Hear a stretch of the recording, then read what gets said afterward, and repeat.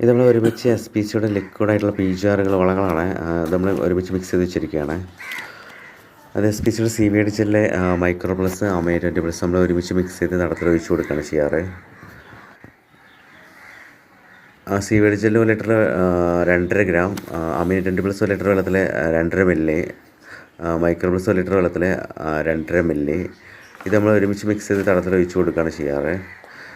ഇവിടെ 4 മാസം മുമ്പ് എസ് പി സിയുടെ വളപ്രയോഗം ചെയ്തിരുന്നു. എസ് പി സിയുടെ PH ബൂസ്റ്റർ, ബയോഗ്രീനും ഭൂമിത്ര അത്രയും നമ്മൾ ഒരുമിച്ച് മിക്സ് ചെയ്ത് തടത്തിൽ 3 കിലോ വെച്ച് ഒരു പ്ലാന്റിന് കൊടുത്തിരുന്നു. അതിനുശേഷമാണ് ശരിക്കും മുകളിൽ കാണിക്കുന്ന കായകളെല്ലാം ശരിക്കും കായകളായി മാറുന്നുണ്ട്. താഴെ കാണിക്കുന്നതെല്ലാം കരിഞ്ഞു പോവുകയാണ് ചെയ്യുന്നത്. ഇത് എസ് പി സിയുടെ വളപ്രയോഗം ചെയ്തതിന് ശേഷമാണ് മുകളിൽ ശരിക്കും കായ വരുന്നത്. ഇത് PH ബാലൻസ് ആയതുകൊണ്ട് മാത്രമാണ്. തുടക്കത്തിൽ നമ്മൾ PH കഴിയുമ്പോൾ ഇവിടെ 4.5 ആയിരുന്നു. അപ്പോൾ ഏകദേശം PH കഴിയുമ്പോൾ നമുക്ക് കിട്ടുന്നത് 6 ലിറ്റർ എത്തിയിട്ടുണ്ട്.